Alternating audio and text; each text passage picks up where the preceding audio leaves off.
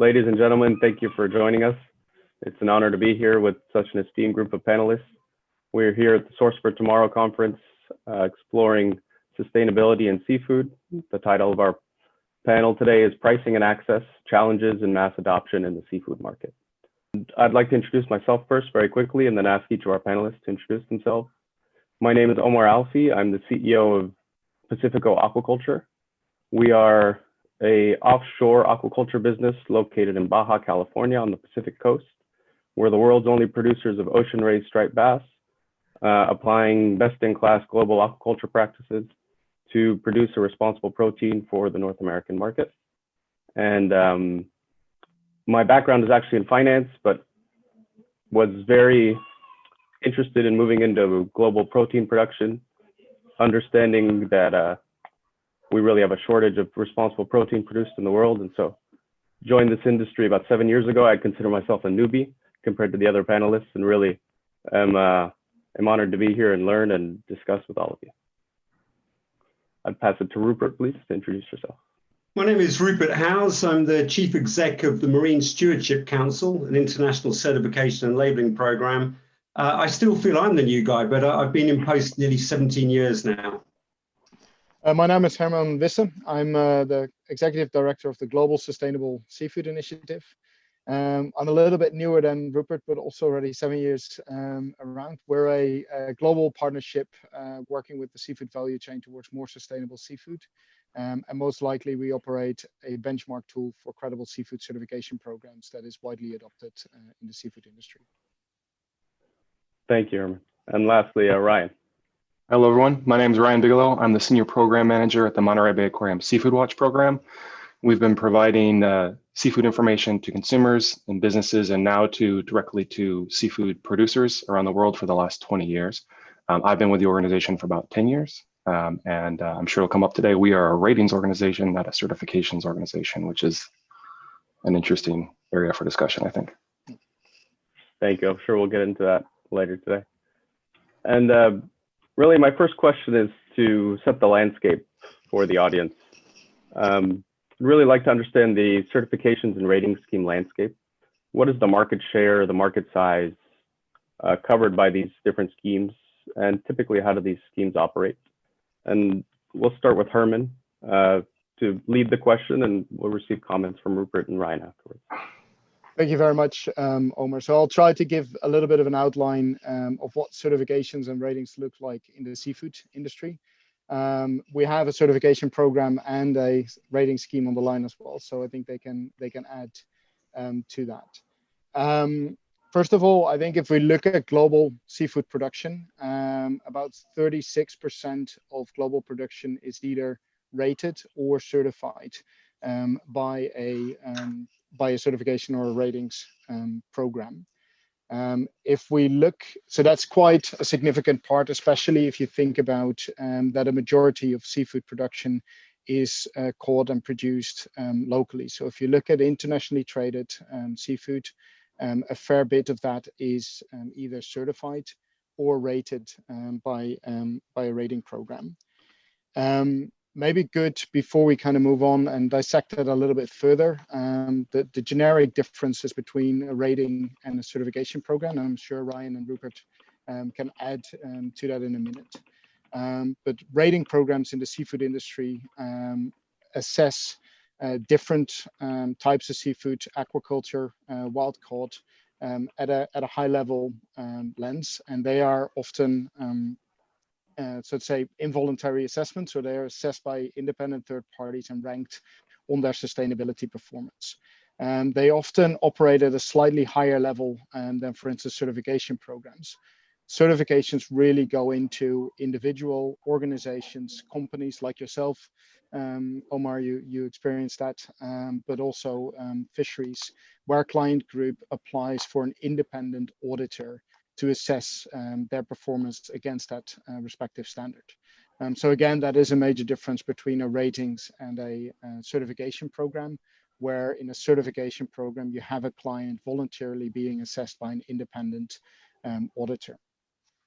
If we look at seafood certification specifically, There's a number of studies out there that that have identified over 100 different programs that call themselves a seafood certification or a labeling program. So one of the challenges that we saw with the increasing market demand for that was, how do you actually select the right programs, and how do we make sure that customers have confidence in the programs that they use to support their sustainability programs.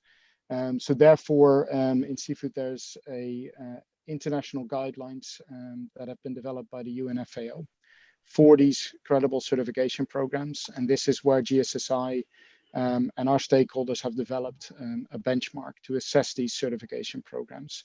And to date, there's 10 programs globally, including the Marine Stewardship Council, that have achieved GSSI recognition. And currently we have, I think it's over 18 of the global top 50 retailers that require in their certification sourcing certification programs to be GSSI recognized. In terms of market share, in 2015, that's the latest study I'm aware of. But there, the market share of certified seafood was about 11.5 billion. And I'm expecting that that has increased over the past 10 years or the past 5 years. And I think that roughly accumulates to about 10% of the global seafood market value, which is quite significant. If you go further down into specific markets, the percentage of seafood certification can come up to nearly 100%. Like in the Netherlands, where we are in retailers, nearly everything is fully certified. But that differs across different markets. But I think Rupert or Ryan, you could add to that as well, as your programs operate in those spaces. And I think that's a really interesting component about the uptake of these programs in different regions. Thank you, Herman. I'll pass it to Rupert. Yeah, I mean, just taking a step back, because it can sound, ratings, certification, what's it all about? I mean, at the end of the day, what we are collectively trying to do by applying different tools is provide mechanisms that identify existing good practice, but critically, by working with NGOs, with the industry, with the market, as we create a market that demands sustainable seafood, we create the incentives, the market incentives for, in our case, fisheries or aquaculture, to improve their performance. I mean, ultimately, this is about sustainable resource management and global food security. This is, certification is one tool, ratings is another tool, but they're complementary. So just a little bit on MSC. We were founded over 20 years ago by Unilever and WWF. It was quite remarkable in the mid-90s to have the world's biggest purchaser of frozen seafood coming together with the world's largest international conservation organization.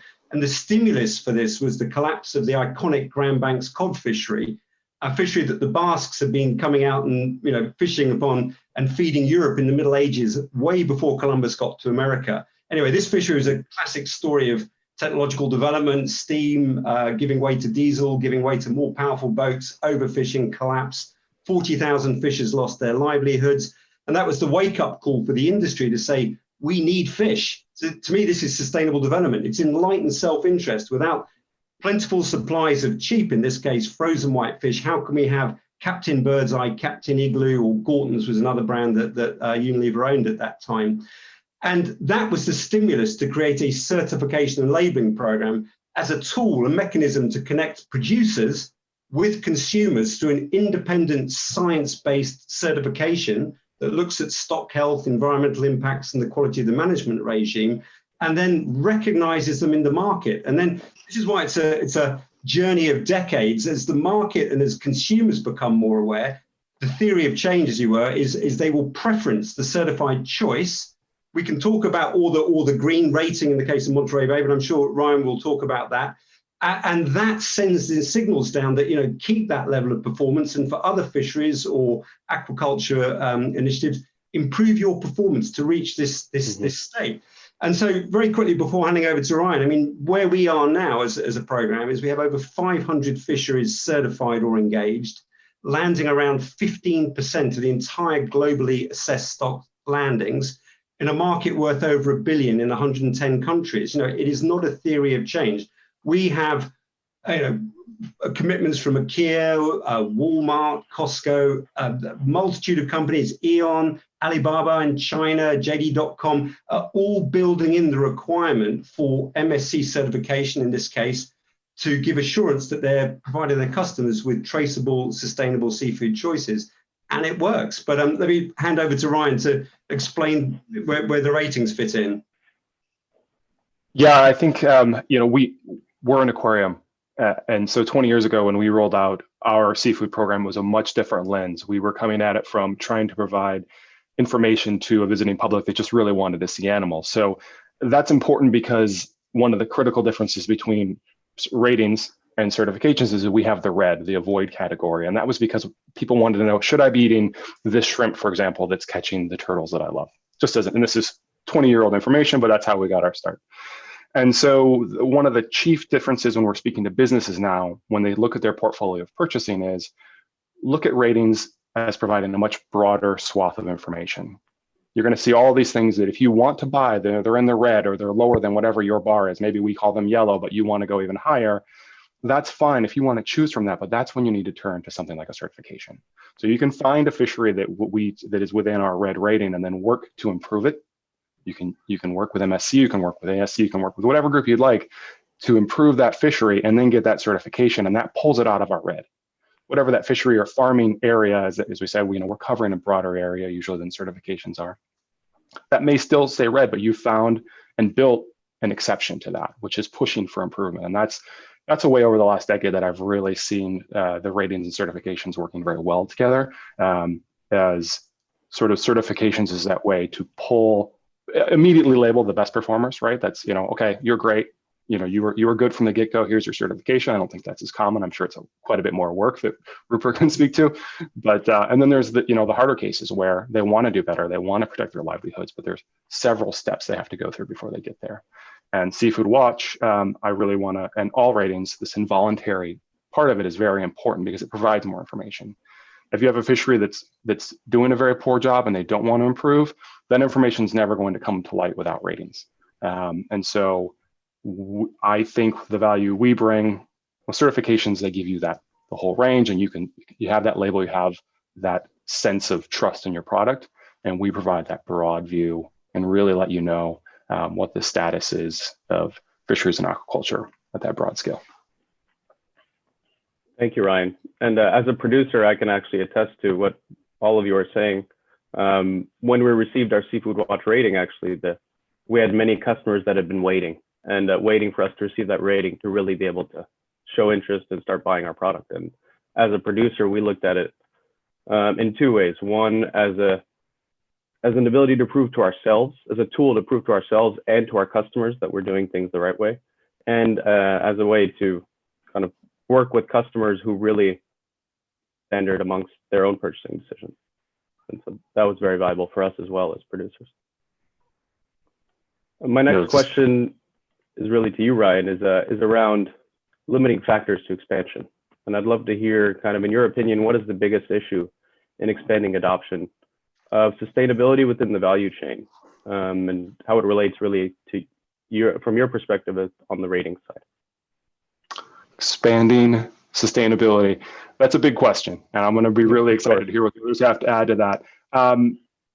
I'll start with what I actually don't think is the biggest issue, but I'll start there because it's one that we deal with quite frequently. It's how do we get the average consumer to really value sustainability and understand what it is?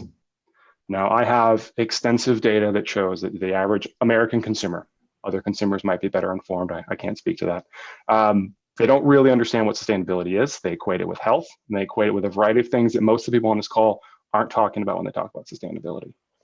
So one of the issues that we see on the consumer side is that they say they want sustainable products, but they don't know exactly what that means, or they don't agree with our definition of it. And then when their stated belief is not something that they stick to once they actually make that purchase. So it's all well and good until shrimp's on sale, and then everything goes out the window. So what do we do about that? Now, the counterpoint to that is we see businesses pushing forward with sustainability commitments regardless of whether or not their consumers are actually making those purchases. They say our consumers deserve this, even if they're not pushing necessarily for it, which I think is a fascinating area, maybe outside the parameters of this call, but it's a very interesting area where businesses are leading, sometimes despite some of the consumer pressure they're receiving. Now, I think this is one of the smaller areas, but I think it's a fascinating one that is limiting our growth a bit. I'll kick it back to the others for that broader view. Shall I jump in here? Yes, please. So again, what do we want? We want global fisheries to be managed sustainably. We want aquaculture production systems to be sustainable. And so ratings and certification are trying to get the incentives by working with the market to move in that direction. As Ryan said, there's a whole consumer piece there about engaging, building awareness. And I think this is where the ratings are absolutely brilliant. By looking at the whole spectrum and having their easily accessible cards, it's a great way of informing and empowering consumers and engaging them so that when they do get into the shops or the food service sectors, when they eventually open, they can make informed choices. But it's a huge challenge, and we're not going to resolve or get to that endpoint just through consumer engagement and markets. Without doubt, leadership from the corporate sector does make a difference. And as I mentioned earlier, many companies have built sustainable procurement requirements into their procurement guidelines, rather, not just for fish and seafood, but for many, many products. But I see a critical role for government here in terms of creating an enabling environment to enable fisheries to be managed sustainably. And for MSC, that's a bit of a limiting factor for us now. As I mentioned, we have nearly 12 million tons of seafood engaged in the program. Huge levels of engagement from countries like the USA, Norway, Australia, New Zealand. Many of these countries, over 60% of their fisheries are certified. Iceland, I think it's up to about 95% of their fisheries are certified. But there are swathes of the world that don't have the level of management. They don't have the data sets that would enable them to meet a fairly data-heavy scientific third-party assessment.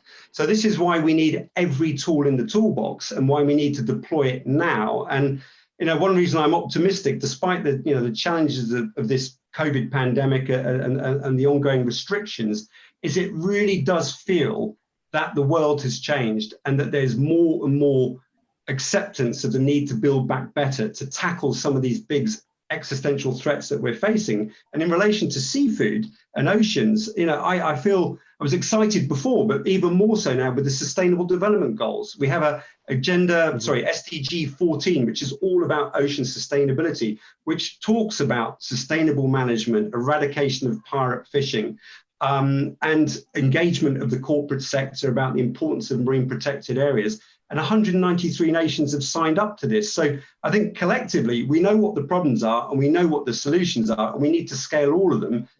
And our organizations are doing their bit. Herman's organization is trying to separate the wheat from the chaff in terms of what's credible and what really will be driving change. And I'm actually quite optimistic, to be honest. Might take another decade, but we could get there. Yeah. And if I may add to that, Rupert, because that's exactly where I wanted to go.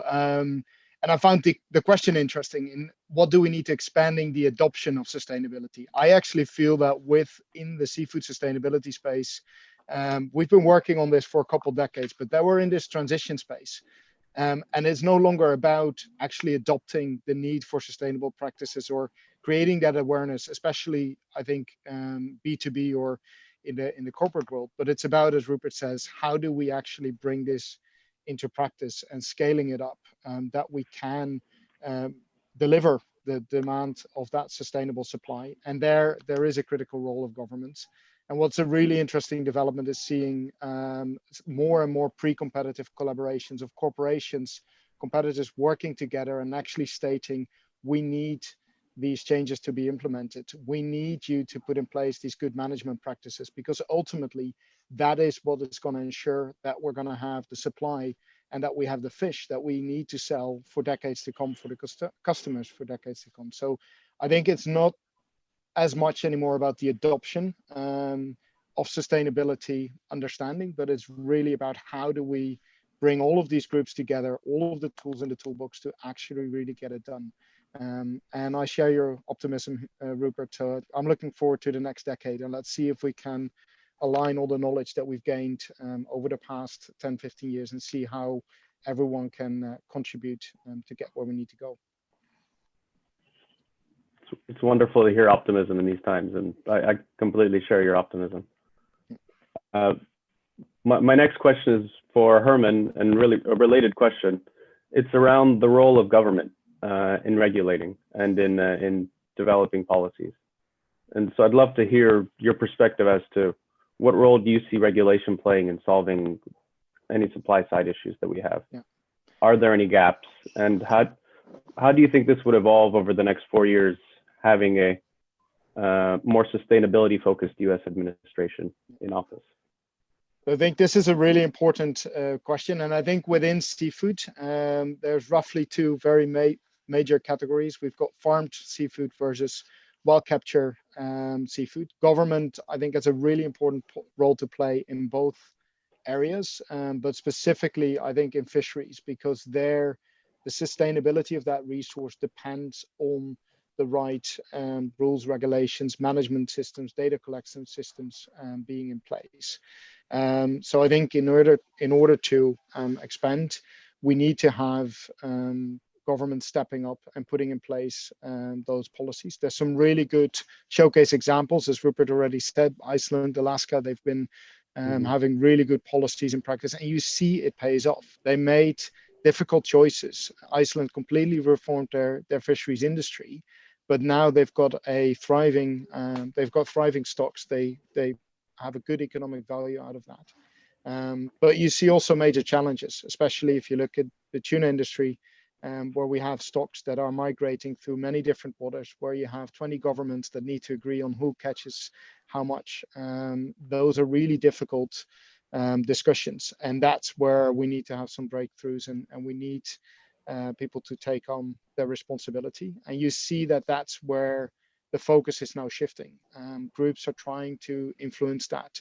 You've got market players, producers, all calling for the same actions. And I think that is remarkable that you see such an alignment within these groups in a call for better regulation.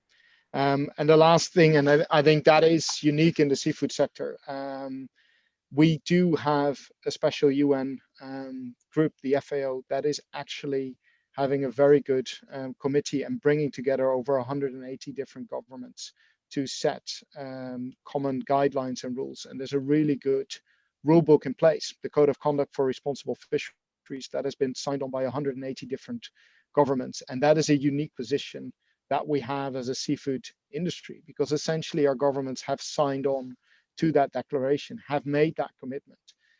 So we need to make sure that they live up to that. And I think all of our institutions are doing that in their own ways. The standards of MSC are based on those FAO codes. The benchmark that we run is based on those FAO codes. So we're not asking for anything out of the ordinary. We're just asking, and we need governments to step up to do their job. And we need to work together to make sure that they have the capacity to do so. I wouldn't mind adding to that. So I think Herman has encapsulated that very, very well. I mean, governments, it is all tools in the toolbox. Market-based programs can go so far. The leadership is happening. There's a tremendous initiative in the wild capture space called CBOS, which is the 10 or 11 largest seafood businesses in the world, all over the world, coming together, signing a charter about their commitment to source sustainably, have traceable seafood, eradicate slave and bonded labor in seafood supply chains, and critically, to engage with government on public policy reform. And this is where my optimism comes from, where you get multi-sector approaches, all with the same concerns of healthy oceans and appropriate welfare conditions for those involved in the seafood industry. But we need sound regulation. Indeed, MSC is based on the FAO Code of Conduct. It is all about management. The FAO have told us, and it's glaringly obvious, that if fisheries are well managed, they can be sustainable. But in the absence of management, that's where the problems come in. And with those tuna stocks, it's very challenging because they're managed under RFMOs, regional fishery management organizations, with coastal states and international interests all having a seat at the table, all having to determine the rules. And typically it's based on consensus and not voting. So they can be pretty slow at developing critical rules such as harvest strategies and harvest control rules. What will they do if the stock dips? How will they share quota reductions? And this needs to be stepped up.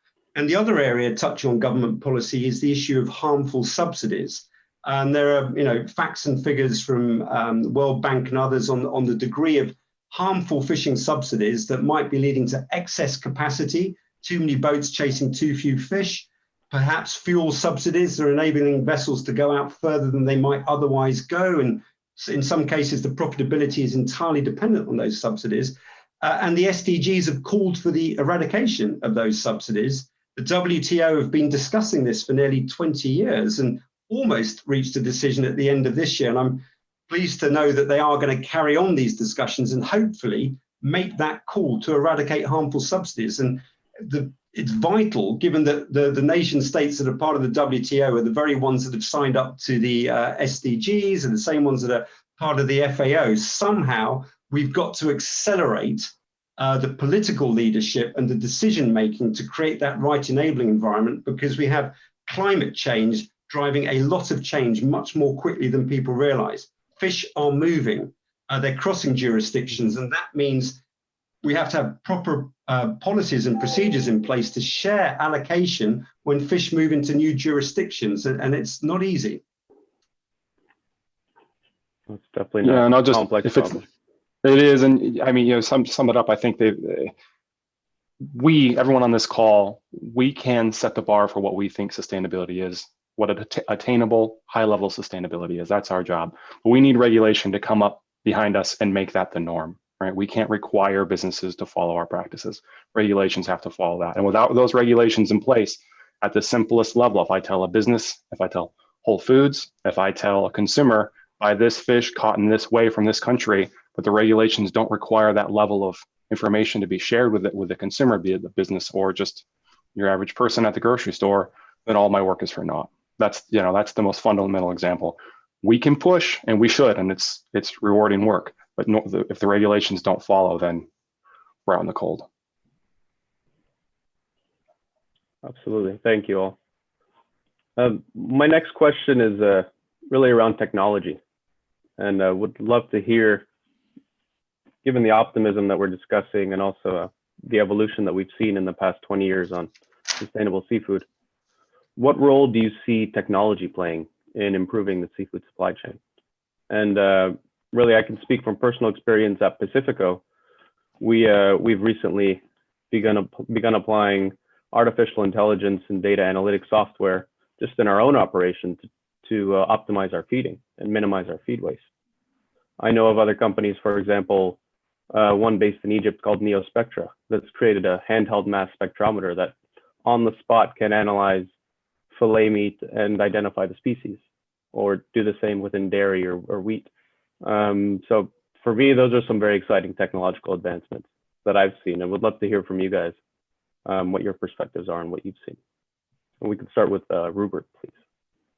Okay.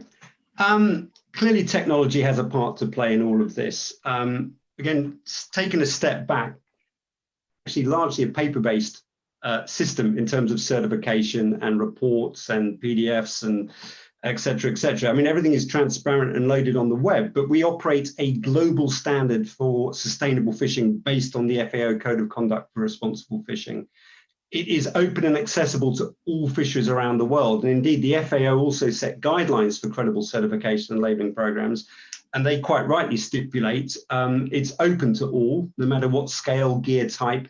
The only exceptions are dynamite and cyanide fishing, which, believe it or not, still go on, but they clearly can never be sustainable. For certifications, it's about each individual fishery being assessed on the evidence and its circumstances to determine whether or not it meets the standard. In terms of technology, one of the big challenges facing the oceans, and again with global population increases, climate change, there is still pirate fishing, or what's called IUU, illegal, unreported, unregulated fishing going on. There is a group called Global Fishing Watch, which is using satellite technology and using a VMS type systems on vessels to track individual vessels and to basically try and identify areas where IUU practice might be going on, which can then be shared with Coast Guards to apprehend potential illegal activity. A critical area for fisheries management is monitoring and surveillance and evaluation. And you can have electronic solutions, cameras on vessels. Cameras can help with maintaining crew safety or keeping an eye on things and actually getting an accurate sense of what's going on with catches. From MSC's perspective, we want to ensure that we don't make the program inaccessible to fisheries in low-income countries, particularly small-scale fisheries. So we might have to have a number of different solutions, but we see the future as very much one that will use technology, will use digitalization, particularly on the traceability side, to improve the efficiency of the program. But I'm sure others are better placed to talk about technology more broadly. Please, I'll pass it to Herman. Oh, please. Sorry, did you? Okay. So yeah, so with technology, I think one example, as Rupert just explained, like their systems, largely paper-based systems, auditors going in. We saw actually some really nice developments due to COVID and the travel bans. Many of these auditors had been traveling to various of their clients to assess online, but all of a sudden these systems needed to be continued to conduct it. And we've seen that these programs have set up remote auditing programs in a really kind of robust way, in a really fast way. So in that way, the impacts of the pandemic have really accelerated, I think, the digitalization and utilize the tools that we have already available to continue to provide that assurance to the value chains. And I think that's in the end also leading to cost reductions. I think overall, Rupert, the examples you gave are the ones that come up to my mind as well. With satellites being used, how do we use applicable tools to accelerate the work that we're doing and do things that actually weren't possible before? And I think that's something you'll see coming up also with the social auditing and the remote auditing on vessels, because that remains, I think, a major challenge. How do you figure out what's happening on the high seas? Another area of innovation is going to be traceability, and with the developments of blockchain technologies, it's going to be much more easier, I think, in the future to link product to its origin. And that is also combating some underlying issues in the seafood value chains, like illegal fish entering the market. Like now, it's hard to kind of differentiate between sometimes even different species. Like there's all of the seafood fraud is going on, and it's facilitating this illegal market. And I think by increasing abilities of traceability, new technologies that are going to develop there, it's going to catch those bad practitioners, and that in a way is going to create a more level playing field for those producers that are trying to do the right thing and get access to markets and not be fall away. So I think those developments are going to take place, and we'll see in the coming years how that's going to play out. But it's going to, I think, transition some of the systems that we have in place now. From a GSSI perspective, we're working on a new initiative and hope to kind of launch that somewhere at the end of this year, to create a digital platform to get better access for smallholders to communicate about the practices that they're doing, but also make sure that we can create the linkages with all of these existing organizations that are there to help these groups, and to create a better network, so to say, between that work that's taking place, the access that they might be looking for markets, but also the better connection between this development work that takes place with our partners like FAO and the NGOs, because we see that sometimes the connection isn't as good as it can be. And I think that digitalization is going to be a major part to bridge those gaps and share the learnings from all over the world. And we envision that happening, like if there's work that NGOs have done in specific communities in Latin America, But if you face a similar problem in Indonesia, how do you find out that these local groups are there? And that's where digitalization and the networks, I think, can really help also accelerate the knowledge sharing and the progress that we're making together. So that Seafood Map program is definitely something to look out for, I think, in the coming years. I'll add that pre-COVID, we were running into the issue of what do you do in areas of the world, for example, we're working in the Mekong Delta, where there might be tens of thousands of individual shrimp farms. How do you get in there and rate those? How would you set those individual farms up for success if they're looking at certification? And so we've been looking at remote auditing as well and working on platforms that are tablet based. So can you, instead of sending an individual to 50,000 farms, which is frankly be very difficult to do in the first place, but are the funds available? Forget about certifications. Ratings alone would be incredibly expensive to do for that level of, for that large of a number rather. And so we've been working on a tablet-based approach where you can hand the tablet to a farmer. They can take the photos that an auditor would need to provide the information. Now, it's not going to get you to the level of certainty that you'd have with certification, but it does give you a broad idea of what the level of sustainability is over a broad swath of farms. So we've had quite a bit of success with that already, which has been great.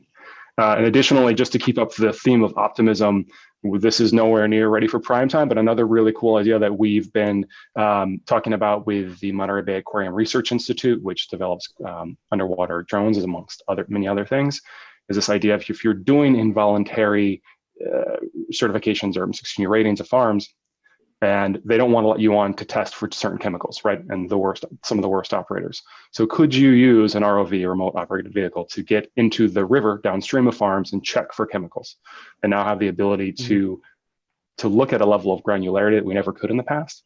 Now, again, those things aren't ready for prime time. That's at this point still closer to science fiction than science fact, but those kinds of really cool technology implementations, I think, are coming, and I think are really exciting. Yeah. So to bring it all the way back, I think that what's already been said, some of the most important technology advances are going to be pretty boring. They're going to be about sharing data. They're going to be about tracking boats, which is incredibly important, but not as sexy as underwater robots, maybe. I was going to mention DNA testing, but I think the underwater robots beat it. But MSC, to add to the level of assurance and confidence, we do a certain amount of DNA testing, which can at least make sure it's a wild caught fish and it's the right species. And we have a sister organization, the Aquaculture Stewardship Council, also founded by WWF, who are actually really getting into DNA fingerprint elements, which will give greater levels of granularity in terms of that additional assurance over and above the certification. Yeah. And to that, just on the remote robots, I know actually on some of the fishing boats, they've been testing them. And these are the big trawlers that catch the fish for the fish fingers and the Captain Igloos. But one of the challenges they have, they find these big schools of fish. They load the net, but they don't know if it's the right size, if it's the right species until they bring up the net. So quite often they have miscatches where they catch the wrong species, the wrong size. So I know of a couple of groups that have been sending out these remote dive boats to actually check the schools of fish before they put the net down in. It is increasing their efficiency, but it is also for sustainability a really important improvement, because you only catch the type of fish and the size that you need. And you don't have the discards of catching the wrong species or the wrong sizes. So it's and they save a lot of fuel costs, because those remote boats go a couple miles ahead, so they don't have to steam at full power all ahead to find the species. So they are already in use, right? So the next step would be measuring rivers and water quality there. That's excellent news. Yeah. Great. Well, thank you all. I think we're running out of time. We have about 5 minutes left now. And so really would love to hear kind of closing statements from each of you. My final question was actually going to be around success stories from your perspectives. But really, to summarize what I'm hearing that there's a role to play for all of us within the certifications, the rating schemes, the market, and the government, really to amplify good actors, identify and amplify good actors, to identify bad actors, work to help them improve.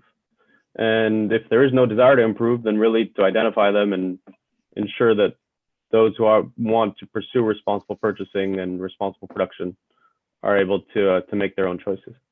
And for me, that really shows the collaboration of the group, of the industry, and reinforces for me the optimism that you're all speaking of. And so would love to hear from you, kind of your final points in this last 5 minutes that we have. We'll start with Rupert, please. Wow. Okay. Okay. I sort of want to add a voice of caution because there is a high degree of optimism, and I think that reflects people who work in environment and sustainability. Mm-hmm. I'm optimistic, but it is ours to win or lose, and we cannot hide from the scale of. It is an existential threat: global climate change, acidification, ocean warming.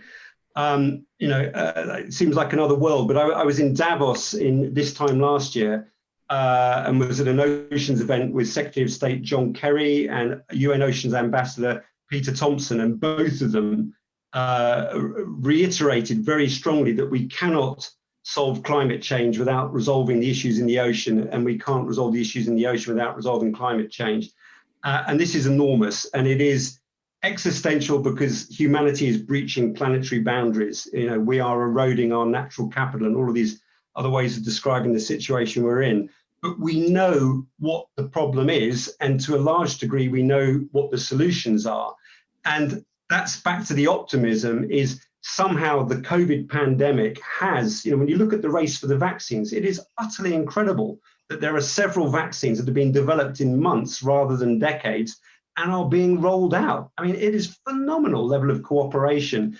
And if we can harness that goodwill and that recognition of living on one planet, we can deal with this. And if we had time, I'd talk about my lament for my own country going down a Brexit route and becoming more isolated at a time of greater connectedness and a need for cooperation.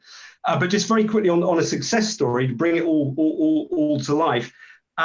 South African hake was a fishery that entered MSC, voluntary program. There was a lot of criticism from some NGOs that this fishery wasn't sustainable, it had all sorts of problems. And yes, it did. And that was the beauty of the certification process, is it lifted the lid. And the fishery then developed a strong working relationship with WWF in South Africa, improved its relationships with the government going through the assessment process. They worked out there wasn't one stock of hake, there were two. One was very overfished. They were killing 10,000 seabirds every year, mainly wandering albatross. But that market pull made them come together using MSC just as a tool, as a brokerage service. They worked together and they fixed it. They rebuilt one of the stocks, both operating at sustainable levels. Bird bycatch reduced by 99% through simple adaptations to how they set their nets. And then a few years later, the South African industry commissioned independent economic analysis, not MSC, and they established that without MSC certification, the net present value of that fishery would be about 30% lower. And in addition, export markets had been won off the back of certification. And from memory, a figure of around $187 million was mentioned. And so importantly, 12,000, mainly female, much needed onshore processing jobs were protected. So that one case study to me personifies what certification as a philosophy and approach is trying to do, is open the lid, look at the data, incentivize improvement, and have an ecological case and a business case, and consumers win as well. So that's how I'll end. Thank you. Thank you, Rupert. So maybe to build on that, and I'll keep it short, but the collaboration has been mentioned a few times. And if I look at a success story, and if I just look at the organization that I represent, when I started in the industry 7 years ago, there was a lot of debate and discussion around sustainability, around certification, and actually a lot of fighting between different groups. And Rupert, you were there too. I think every other week there was an article, this certification is better than the other. I remember trying to set up a meeting where we wanted to have a collective kind of governance group across these certification groups, and there wasn't, to put it so, there wasn't any appetite to do that.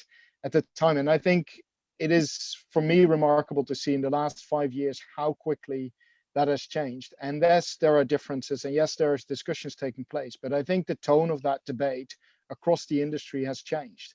There is an understanding we need to do this together. I think we found a level playing field and a forum how we can discuss the differences and actually focus on where we have collective interests, and that's where I'm positive, because I hope that bringing together the industry, market players, NGOs, governments, that we can address these issues. And we've seen a change of attitude, I think, in all of those actors. And for me, that's something really of the last 5 years. And that's, I think, a success story, and it's also gives me hope for the next steps to come. Yeah, and if I can pull all those together, I'd say Rupert's 100% right. There are some sobering challenges that we have to meet, but then we have come together in collaboration, so that's right as well. And so I think if you want to talk about success, I would say the biggest fights are ahead of us. What are we going to do about social issues? What are we going to do about climate change? And if we want to have any chance of tackling those issues, and let's be honest, either of those can undercut all the work we've done very, very quickly, climate change especially.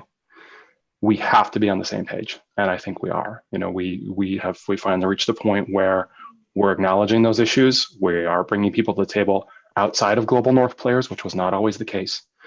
We are working together, and I think, as trite as it may sound, we are celebrating each other's differences, and so we have a much more diverse and broader team to tackle these challenges that are. That we frankly, 10 years ago, we were not in a position to even think about, let alone tackle. So that's, I think, is the optimism that we're ready for a bigger fight. Thank you all. Thank you to our panelists. Thank you to our audience. It's been a very interesting and enlivening discussion. And personally, I'm looking forward to this same group coming together 5 years from now, hopefully over a meal or over drinks or coffee, and just reviewing the progress that we've made as an industry to tackle these huge challenges that we have ahead of us. Thank you. Thank you very much.